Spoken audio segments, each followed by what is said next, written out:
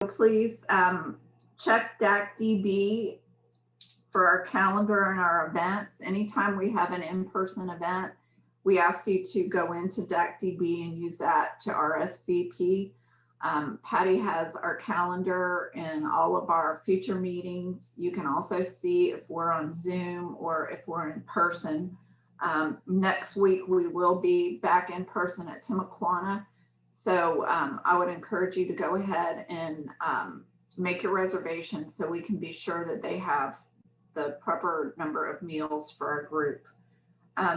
Today, Mike Prendergast has a pop-up about our work day this Saturday at Community Health Outreach. Take it away, Mike. Thank you, President Mary Pat. Tim, your prayer was awesome. The event I'm going to talk about falls right in line with that, about all the things we're supposed to do as Rotarians and Christians or people of faith, etc. This Saturday, April 17, at the Community Health Organization, we're again going to be participating in their food distribution. This is actually one of their more special events.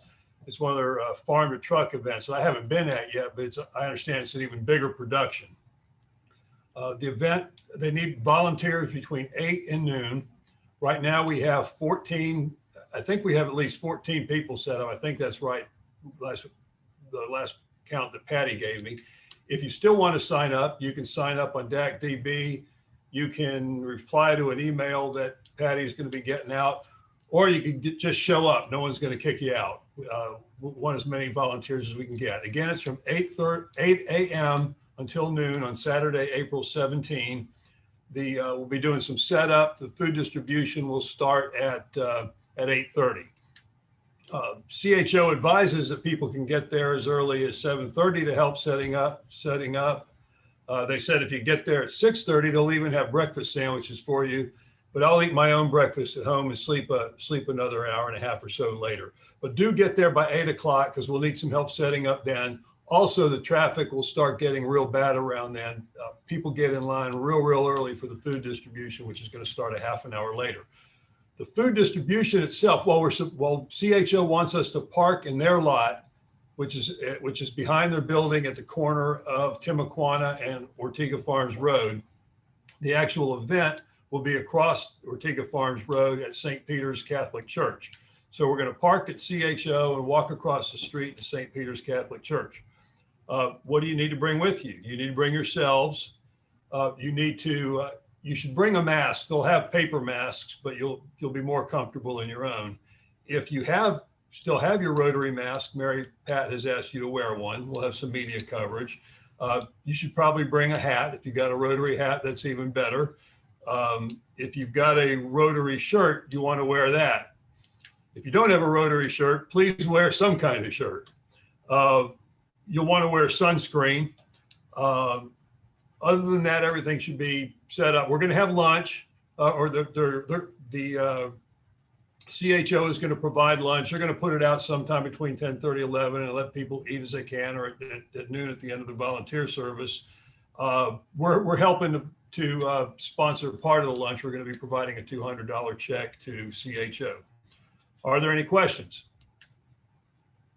So Mike, you said we have to wear shirts and we have to wear masks. Yes. Okay.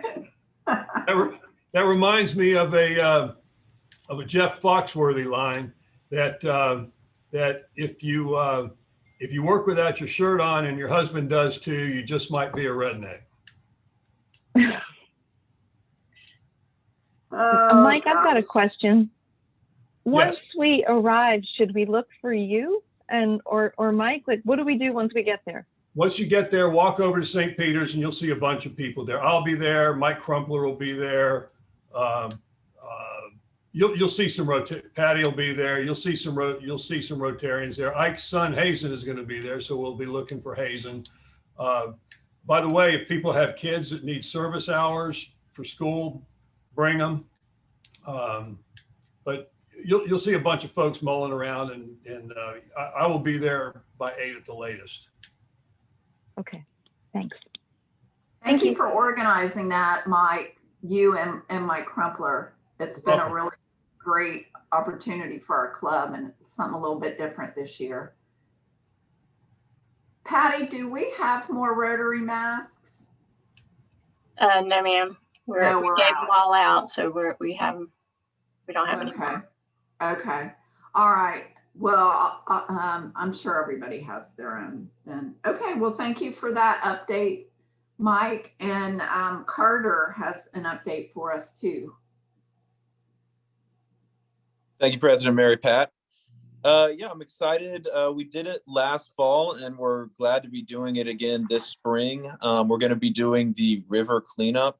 It'll be at the Curtis Lee Johnson boat ramp. That's on the same spot we did it last time, right off of San Juan.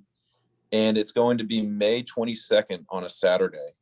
And then in conjunction with that, for those who don't have boats or don't want to be out on the water, we're going to be doing a road cleanup right around the boat ramp. I'm sure there's plenty of garbage in that area to be cleaned up, and out into the street of that area.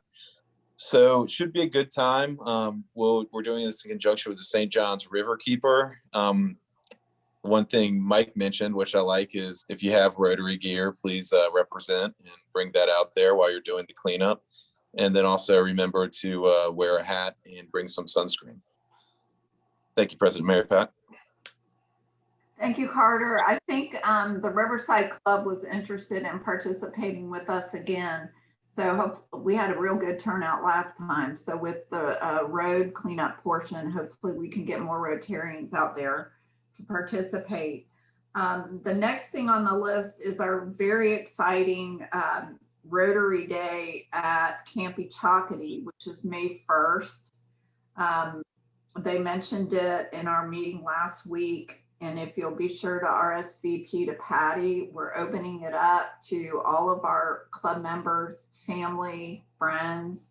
We want to go out there, enjoy the outdoors, and just have some fun. If you have any questions about it, let me know. They'll have the pool open, kite sailing, archery, skeet shooting, hiking, and it'll also give us a chance to take a look at the structure, the picnic structure that Mr. Gay built. Gosh, I think they said back in the 60s, and they showed us some images of that last week, and it is in need of repair. So Ike and I were very excited about this opportunity, and it'll be something that we carry into next year and hopefully grow every year as a Rotary Day at camp. So bring your grandkids and have some fun. We have Palmer Bell on tap for the Family of Rotary. Yes, Seth contacted me late this morning to say that he had a business conflict come up at the last minute. So he asked if I would pinch hit. I think we missed Family of Rotary last week, or at least maybe we didn't miss it, but we didn't do it. And so just to be sure everyone gets their day in the sun, last week's birthdays were Carl Dawson on the 6th and Josh Harrison on the 7th. This week, Rob Frazier's is Saturday, the 17th. And I don't know if there's any other news. I was going to mention the work day this Saturday if we needed to. And then I thought of a funny that would really be up Ike's line of work, but or interest, but I don't see that Ike's on here. But anyway, if you see him, you can ask him what the music choice is for a wind farm. What would the music choice be for a wind farm? Well, they're heavy metal fans. He would appreciate that. He would. He's into heavy metal. Oh, that's great. Thank you, Palmer. Thanks. It looks like Lee has updated us that Jimmy Kelly has his surgery this week. And I don't know if you can see this if I hold it up just right. No. The Jacksonville Record and Observer has a front page article with our own Michael Corrigan and his photo, and it's a big spread about the hospitality industry in the city. So make sure you take a look at that. Thank you, Palmer. Thank you for that update. And I believe we have Ed Lombard ready to introduce our speaker. Thanks, Ed. Great. Thanks, Mary Pat. It's my pleasure to give a warm West Jacksonville welcome to Jim Webb. As most of you know, he's the current GM of Manifest Distillery here in Jacksonville, the only organic distillery in Northeast Florida. He was the 2021 Small Business Leader for the Downtown Chamber on a bunch of numerous boards, does a lot of great work for the city. And it's my pleasure to give a warm welcome to Jim Webb. Thanks for coming today, Jim. Floor is yours. Thank you, guys. Thank you, ladies and gentlemen. As I just said, my name is Jim Webb. I'm the general manager and a partner down here at Manifest Distilling. We basically broke ground about 6 years ago. It took us a year to build out our distillery. It's in the same building with Intuition Ale Works, and we're kind of trailblazers down here in the sports and entertainment district. As I said, it took about a year to build out the space. When you look at this building now, you wouldn't believe that just that long ago there wasn't even a roof on the building. Interesting little factoid about this building is it was going to originally, well, it was originally built as a parts depot. Yes, Joe, I agree with you because I'm going to be the only one that's going to be drinking in front of all y'all. But basically in the kind of mid 2000s, Jim Bailey and a bunch of people were going to turn this building into the tallest building in all of Florida. It was going to be a recording studio, Grecian spas, high-end retail, a ton of residences, and then 2008, 2009 came around and we put the kibosh to that. So when we were looking at this building in 2015, it was still set up with their offices and their displays of what this big, huge tower was going to be looking like and all that. Now what we're seeing is across the street that the Doro is going to be developed into a much smaller 8-story building, but we've been just chugging along here. Basically, we make vodka made from potatoes. It's very interesting. It takes about 10 pounds of potatoes to make every bottle of our vodka. We make a citrus infused vodka also from potato. Then we have our gins that are made with a wheat base. And then you can't really tell much this one, but this is a barrel gin. And it gets its color because we actually make a batch of our gin and then we put it in the barrels that we use to make our rye whiskeys. About 2 months ago, we also released a collaboration with a distillery up in Chattanooga, Tennessee, which is our second bourbon collaboration. But what we do down here is everything in here is made in this room. And as I said, this is a collaboration with a Tennessee distillery. Sorry, I keep on getting texts from the River Jams people. I don't know if you've seen, but last week we did the first of 4 concerts down at the Landing. And so we had a concert that drew about 5,000 people last week, and they're expecting even more basically tomorrow. So my phone is going off the hook, but I will concentrate on everyone here in this meeting. But anyway, so what we do is like when we make a vodka, when we first started, we did it all here, and we realized that when you do 2,000 bottles of vodka at a time, that requires 20,000 pounds or 10 tons of potatoes to make that. And our little baby cooker here does 500 pounds at a time. So what we decided to do is let's get someone closer to the potato farms to make the first distillation of this. And so when we did that, we found a really nice non-GMO potato farm out in Idaho that was near a small distillery. And so that distillery made the first crack at the potatoes. They would send us the juice and we would then distill it a second time here. Interestingly, is last year, prices and also supply chain went through the roof due to the pandemic and other things. And we actually found a farmer in, of all places, Poland, that could do the same thing for us. oddly enough, at a better price point. I think it's really amazing that, you know, it's less expensive to have something sent from Europe than it is across the country, but welcome to the world of supply chains and all that.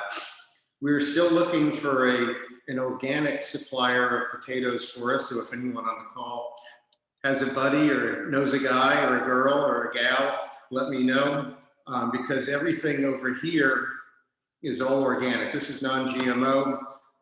We're certified as an organic facility here, and that doesn't mean that everything in here has to be organic. What it means is anything that is labeled organic made here has to be done separately from a lot of the other stuff. So these two are kind of like walled off from the rest of the products.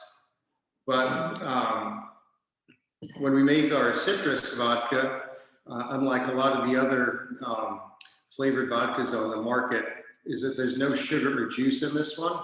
And so it has the same calories and also the same proof as our regular vodka. And we do that by we make a batch of the potato vodka, and we then put about 500 pounds of lemon, orange, and grapefruit peels in it. And so like the alcohol then dissolves the oils in the skin, and we then distill it a second time. And so if you're counting how many times it's been distilled, our still will do 5 times. So it's 5 times distilled for the regular and 10 times for the citrus. But what that does is it strips out all any sugars or juice. And so it just kind of tastes like if you were to take an orange or a lemon or grapefruit, go open it up. That's what this tastes like. It's very refreshing. There's no sugar in it. Now, if you want to make a lemon drop, you can do that. And it's basically made in the same process and style as we make our gin, where we basically take juniper, cardamom, coriander, angelica root, and then citrus peels, and we do the same thing where we just macerate it for about 3 days and then distill it again. This is a new product that we just released about 2 weeks ago. We sold out of already. And this is a gin where all the botanicals are from Florida.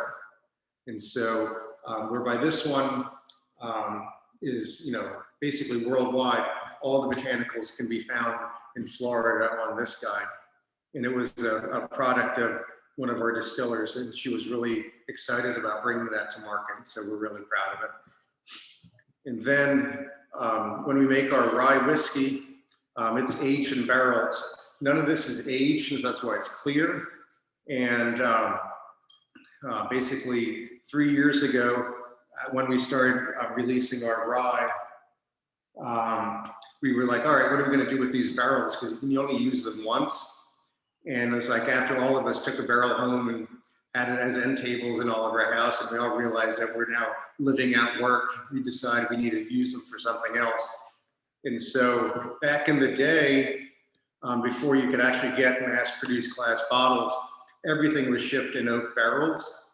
And they called it yellow gin, where if a distillery, let's say in New York City, shipped a barrel of gin to a customer, let's say Pittsburgh, it took a couple of days to get there. And when it got there, it was kind of yellow. And so we said, well, let's do that here. And so we did that. And it's kind of our playground, because every batch we use different barrels. The first batch we did, we used our rye barrels that just came off, you know, from production. We had some bourbon at that point, so we put some rye in a bourbon barrel and a rye barrel, mixed them together. We've had fun where I'll get wine barrels and we'll put some of that in there. So if you were to look at batch 1 through batch 14, they'd all taste similar, kind of like a familiar taste, because they all come from this, but each one would be a slightly different color and a slightly different flavor. So that all comes from the different barrels that we use for that. So our barrel gin project is kind of our fun playground, because we try to make everything else consistent between batches, but this one we have a lot of fun with. And one fun thing about all this is all of these labels need to be approved by the federal government, and that's called COLA, or a certificate of label approval. So when we went and did this, like, hey, this is vodka, very simple. This is gin, very simple. And we said, well, we took this gin, we put it in a barrel and we let it age for 1 to 6 months. So the initial label said barrel aged gin on it. And we sent that off to the federal government. And 6 weeks later, we got a thing that said, no, rejected. And they don't tell you what's wrong. They just say, this is incorrect. And so we tried to figure out what's going on. And they said, well, according to the federal government, gin isn't an aged product. And I'm like, well, that's kind of what we did. We put gin in a barrel and aged it. And they wrote back, gin isn't an aged product. And that's when the light bulb went off here. So we took barrel aged gin and turned it into barreled gin on the label, sent it back to the federal government. They're like, ding, awesome, you pass, you can now sell it. Friends of mine down in St. Augustine, they're say barrel rested gin, kind of like it took a little nap. But you just couldn't call it aged gin for whatever reason, even though that's what we did. But we make, as I said, all this here in downtown Jacksonville. We're open Wednesday through Saturday, 2 to 7. We'll be open during Jaguars games on Sundays. We do tours. I would love to bring you all down here in person for a lunch and a walk through sometime. And if that's, I'd like to just open up for questions. I have a chat window over here so I can see you guys. And let's hear some stuff. Yeah, I think we have a couple of folks that are ready to schedule a social. So I think Lee Davis is on the call. So maybe Lee, you and William can pull that off. I'm parched from talking, so I'm going to have some of our citrus. I noticed someone asked about hand sanitizer. Yeah, we pivoted to that last year. We did about 5,000 gallons, and we're still doing about 200 gallons a month directly for the city. So they're still buying that from us. Our largest order last year was for the RNC that was supposed to be here that got canceled at the last minute. And they bought over 17,000 individual bottles of it from us. And they used about 2,000 of them. And then through them, we were able to donate that to a number of downtown charities. And so none of it was wasted. But we did everything from little spray bottles to gallons. We sold a couple 55-gallon drums to first responders. They use it to sanitize the police and fire vehicles when they would come back in from their tour of duty that day and all that. And luckily there, the supply chain is catching up, because basically a gallon of hand sanitizer is double proof vodka. So 1 gallon of hand sanitizer would make 2 gallons of vodka, and this is a fifth. So a gallon of hand sanitizer is the equivalent of 10 bottles of our vodka. And people thought we were making bank on it. We'd sell the gallon for, initially it was $35 a gallon. And then as prices came down, it came down to $28 a gallon, whereby our vodka retails for $29. So it was basically $28 of revenue that could have brought in $290 of revenue. Obviously glass bottles times 10, fancy caps and all that. But the great thing about hand sanitizer is we didn't have to lay anybody off. It kept the lights on for 2020. What is the proof of your products? Vodka has to be at least 40 proof. And so it's 80 proof or 40% alcohol. Then our gins are 45% or 90. And then our rye is 50% or 100 proof. And then some of our single barrel stuff is like whatever comes out of the barrel. So if we wanted to do like a barrel for a group of people, we could do it at barrel proof, and barrel yields between 100 and 120 bottles. So if you have any ideas on a fundraiser, we could definitely do something fun with that. How did the honey aged product go for you? Didn't you have some barrel aged?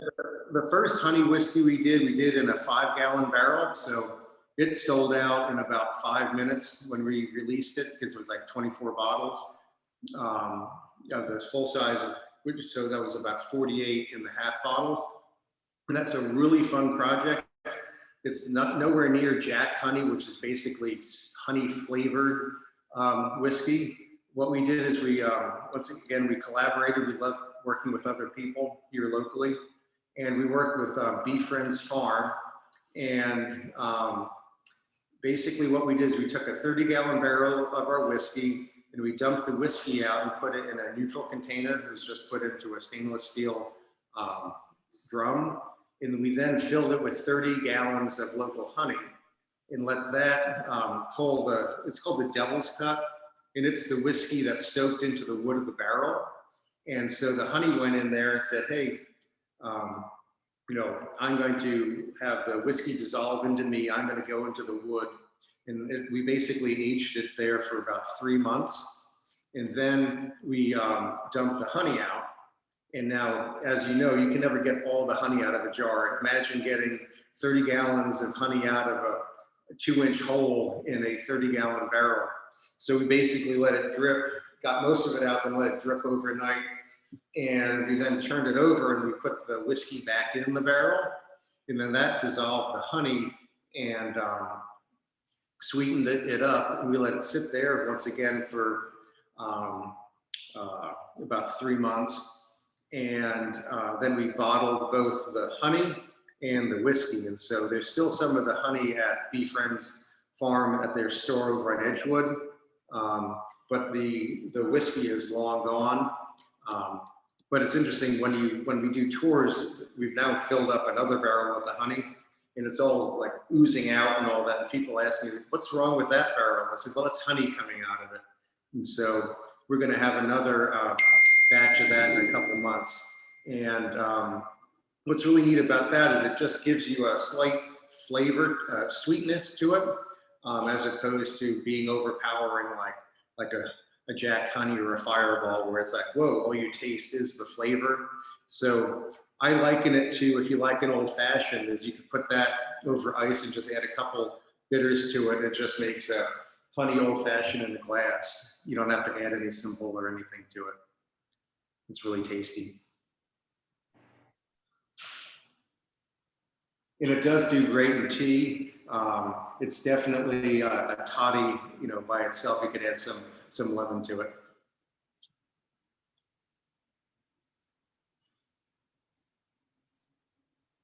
I had a question for you, Jim. The folks right on down the road in Hastings grow lots and lots of chip potatoes. What is the difference in the Idaho or Poland versus something like that as far as making the distilling? Yeah, we looked into Hastings when we first were doing this, and the difference is I don't have the ability to buy 1,000 acres of potatoes and put in like a futures contract for them down in Hastings. It's basically the large majority of the crops down in Hastings are already pre-purchased by like Lay's or Frito or insert any other chip manufacturer or whatever. And so when we tried to do that to get a Florida potato, we just were priced out because we'd have to commit to so much. And at that point in time, we were just like, less than a year open and all that. So we look back into it, and for example, Congreve and Penn, which is a really neat agro-tourism farm up by the airport. If you haven't been up there, it's amazing. They have like this giant Quonset hut with a restaurant, and they make cider up there. They have rice paddies. They have bees. They've redone the bees. One of the hurricanes flooded everything a number of years ago and unfortunately killed all the bees. But they're planting sugarcane for us on one of their out parcels that we're going to look at to make rum from. And it's actually a heritage varietal of sugarcane.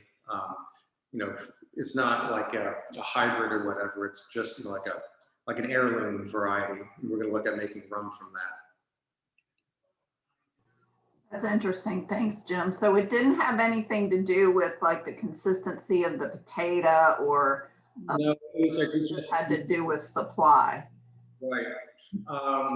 So Jeff, the bourbon product, it's a really fun story, and I'm going to bore you with it.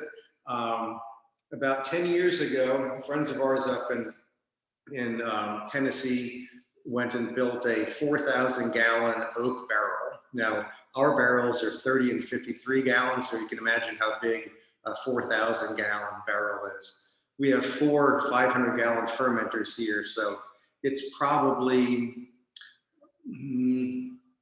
I would say, about 20 feet tall and about 16 feet in diameter. You know, it's probably about 12 feet in diameter. And what they did is they bought 2,000 gallons of 10-year-old whiskey, or excuse me, 10-year-old bourbon, and 2,000 gallons of 3-year-old bourbon. And then they also started making their own bourbon the same year. And what they did is they let those 4,000 gallons of bourbon kind of merge together and age in this big cask. And then a year later, they pulled 2,000 gallons out and they bottled that. And they said, this is batch 1 of our Solera bourbon. Now, Solera is a method that people use to make ports, where what they do is every year they add stuff to it. And so you'll have some ports that say that they have 400-year-old port in there because 400 years ago, they filled this barrel and each year they just took some out and then added some. And so over time, you know, they got a little bit of, you know, new stuff, but there was a undercurrent of something that was there, you know, 100 years ago was still in there. So what they did is every year they kept on making bourbon, but they kept on filling it up each year until 10 years later, they then had a 10-year bourbon of their own to put in there. And that's when they said, all right, what are we going to do with this? You know, after 10 years, there's now a 20-year aged bourbon in there because 10 years ago it was aged 10 years and it's just been, you know, merging all that time. So yeah, you know, half of it is 3-year, half of it is 10-year. Then you take out half of that the next year and add a little bit to it. And so they said, who wants to buy some of this? And so we said, we do. And so we bought roughly 1,000 gallons of it, and we put 300 of it in our rye barrels here and aged it for a number of months. And when it tasted really good, we blended it all back together, and that's what this product is. And we then called the guys up in Tennessee and said, hey, any of that other 1,000 gallons left? And they said, Jim, we tasted it, and we shouldn't have given you, we shouldn't have sold you the first 1,000 gallons. It's really tasting good. So when this is done, it's done. And that's why we call it our whiskey project, because it's just like a fun collaboration. And they're still, you know, very politely cursing that they sold, you know, half of it to us. I mean, I was like saying, well, it's in our rye barrels that made it taste good. So that's what the story of that is. What's next? We're really having a lot of fun with gins. We started out as gin heads. It's interesting, it took about 18 months to come up with this recipe and about a year to come up with this one. And what we do is it's called fractional distillation, where we'll make a batch of just the juniper and just the botanicals. And then we'll say, all right, well, let's try 50% of this and 10% of that and see how it tastes. And you both have different fractions of everything, but you also have botanicals that don't make the final cut. So there are 5 botanicals in this guy, and there are about 12 in this. And they both started with about 18. So coming down to the wire, there were a couple of botanicals that I wanted in this that didn't make the cut, but I love what it's turned into. One thing that's exciting for us is we're distributed statewide in Florida and in Georgia. We just got into South Carolina, and we're about to be distributed up in Tennessee. And then we have some online partners that do shipping direct to consumer. So we're in about another 36 states from that, but that's more like you could go online and say, I want a bottle of this sent to me. You can't find this in restaurants in all of those states quite yet, but you can find us, in Florida, Georgia, and South Carolina. We do parties on site. Before COVID, we did about, I would say, 2 weddings every 3 months. Like we didn't do one wedding a month, but we can take everything in the production space and clear it out and put the barrels all over the place. So it's a nice backdrop for weddings. We've done shower gifts. I don't have them here, but we also do half bottles, and we also do the airline minis, you know, the little baby guys. What's interesting about those is pre-pandemic, Bacardi, which is up by the airport, they have 4 bottling lines, and one of them just fills airline bottles. And before pandemic, they filled about 6,000 gallons a day into airline bottles, and that's 1 3/4 ounce bottles. And we do about 12,000 gallons a year in total here. So in like 2 to 3 days, they filled more airline bottles than we make in the regular bottles a year. So the difference in scale between a craft distillery and an international brand is insane. And what's interesting about that is if you go into a liquor store and find a Bacardi product, if you look on the back, 9 out of 10 it'll say bottled here in Jacksonville, Florida, because the Bacardi plant here in Jacksonville is the only bottling plant in the country. And what they do is they send over basically tankers of white rum and dark rum, and then they bottle it here.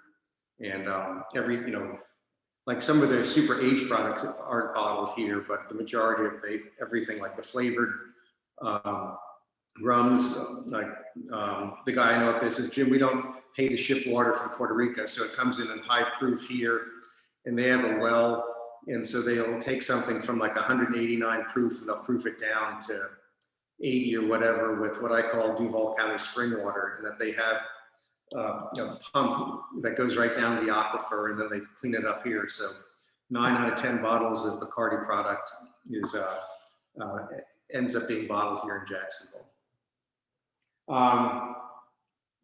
How to set up a tour? Basically, you can email me directly, jim@manifestdistilling.com, if you want a custom group tour. We can put that together for anybody. We used to be doing consistent tours on Saturdays. That would be normally led by Sydney, one of our distillers here, but she was offered an insanely great job, and so she is now living in Chicago. So we're trying to get that staffed back up right now. How will the process of the rum making differ from what you're doing now? I'm sorry?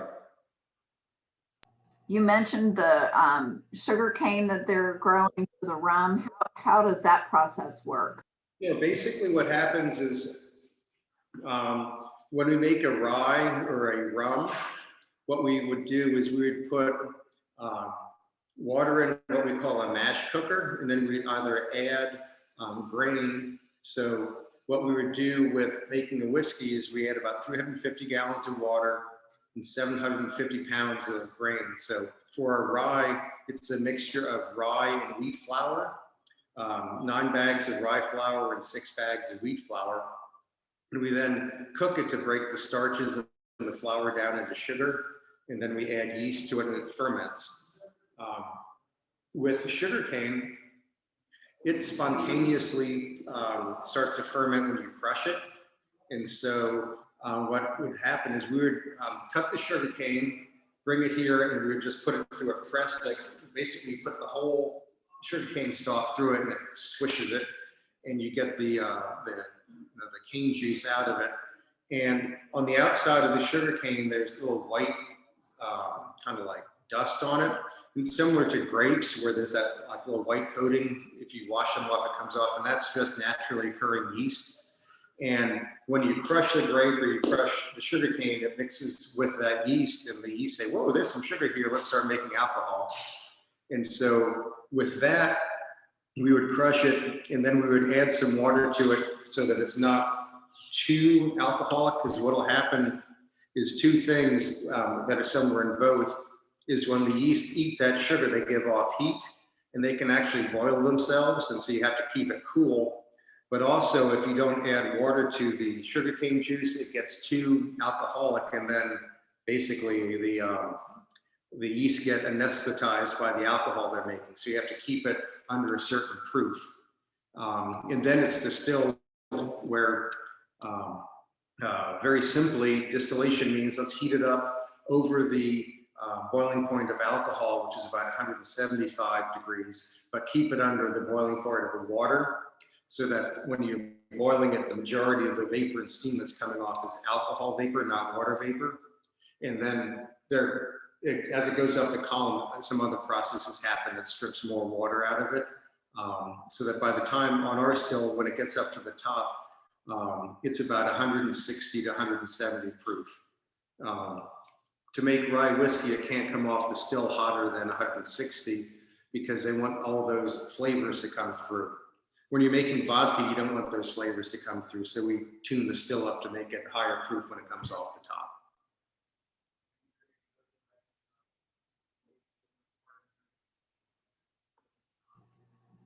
That's interesting, and I particularly appreciate you explaining it in a way that I can understand it. Does anybody else have questions for Jim this afternoon? Hey, Jim, how's it going, buddy? Philippe, good to see you again. Good to see you too. Do you have any events coming up? Hold on, just knocking my stuff off the screen. I'm sorry. Do you have any events coming up in the space? Well, come down and see us at the landing every Thursday this month. We started off with 24 bars last week. We're up to 36 this week, hoping to keep the lines down. We're not going to be open tomorrow because all my bartenders are going to be at the landing, but normally we'd be here Wednesday, Thursday, Friday, and Saturday. We had a really fun event supporting the North Florida School of Special Education last weekend. It was a 4-day event doing their weekend festival at the farm. So that was a lot of fun. The best thing was a couple of people didn't know who Josh Lambo was. And so they're like, the kids were like, who are you? And so it was kind of fun. It's something we've been supporting for a long time. We're doing some stuff with Operation New Uniform next Friday offsite. And the most interesting thing that's going to happen is tomorrow the state legislator, Cottonmouth, they're voting on a bill that's passed both the House and the Senate. It's being reconciled tomorrow. And if the governor signs it, one of these odd things is we can't sell drinks here. We can sell the bottles to go and we can give free tastings, but we're not allowed to sell alcohol by the shot or by the drink here.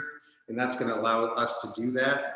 And so then when you come down here, we can actually make you a cocktail. And that law will hopefully pass and go into effect in July, at which point we're going to do some remodeling here so that people can come in and actually get a drink. So unlike a craft brewery in the state of Florida, where you can go in and buy a beer there, or even buy a beer that's not made there, they're tiptoeing into the waters. And so hopefully starting July 1st, craft distilleries will be allowed to sell their products directly to the consumer as a drink. That'll be game changing for us, because like right now what we do is you come in and we give you a free shot and then you buy a Coke with it and then you pour the two together. We can't do that for you legally. And I think it'll be, great. The proviso is that everything that's alcoholic in the drink has to be made here. And for me, this is fun because now I'm researching how to make vermouth or how to make a aperitivo, like a Campari or something, so that we can make a Negroni or a Boulevardier. And so it's just gonna be a lot of fun. So that's hopefully on the horizon. Gotcha. Yeah, I was wondering because I've been to several events there where I drank. I had kind of assumed that it was just being used as a donation type of a bar. Right. Well, what people can do currently, we can sell up to 6 bottles of any of this stuff per person per year. So if we have like a private event here, the host goes and buys the bottles and then gives them to us, and then we serve them to their guests. It's very difficult to do a cash bar here for that. So normally it's like, people come in and the host has already bought the stuff. Gotcha. If we're doing a cash bar, we're either run it through a nonprofit, or what we're doing is once again giving you the alcohol for free and selling you the mixer separately.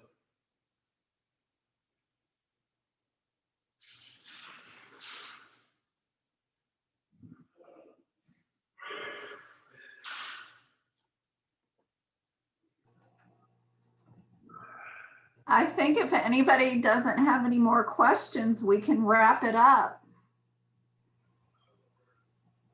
Thank you, Jim. I think everybody's eager to come down and visit. I think we're definitely going to have schedule an event with you. Yep, we can fit easily the 34 people here. All right, we can handle that then. Thank you for being with us today. Just to remind everybody, next week we will be at Timuquana, and our speaker will be the former NFL player Tom McManus. Be sure to register for that on DACDB so that you can have your meal ready. And our board meeting will be tomorrow at 5 p.m. on Zoom if you'd like to pop in for that. I had James McDonald on for the 4-way test, but I didn't see him on the call. Ed Lombard, can I put you into service again for the 4-way test? Mary Pat, the 4 things we think, say, or do. First. Is it the truth? Second. Is it fair to all concerned? Third. Will it build goodwill and better friendships? And fourth. Will it be beneficial to all concerned? Thank you, Ed. Thank you for arranging for Jim to be with us today, and I hope everybody has a wonderful day. Thank you, everybody. Thanks, Jim. Yeah. Have a great day, everybody. Bye, Larry. Thank you. Bye, guys. Have a great week. Bye, Sean. And thank you, Jim. That was fascinating. Thank you. Can't wait to visit. Bye, everybody. Nice to see everybody. Bye, Pop. Good to see you. There. Good to see you, Mike. Bye, Dad. Bye-bye. Hey, Alton. Hello, how are you? How's Great. everyone? Good to see you. Thank Good to you. see you, Alton. How do you leave the party? I think Patty, there you go. Yes. All right, my dear, thank you for keeping the show on the road. Okay, you're sure welcome. I'm sure sorry. I wish I'd have hit that record button just a few minutes earlier. I didn't get Tim's prayer. I feel horrible about that. I just can't always remember to hit that record button early enough.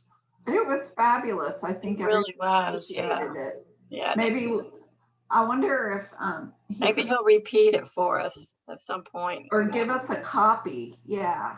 Yeah. Well, thanks again for having me, folks. Oh gosh, it was great to have you. I'm gonna email you about speaking at another club if you're up for that. Okay. Thanks. Thank you. Hope the ad lib went well today. Thank you. Yes. Okay. Bye now. Bye. Bye, Jim. Thank you. All right, Patty. Y'all have a good day. Okay, you too, Mary Pat. Take care. Right. I sent the agenda and everything out already for the board meeting, so okay. It should go fine. Okay. Perfect. Okay. Thanks. I'll Thank see you tomorrow then. Okay. Sounds good. All righty. All right. Bye-bye. Bye.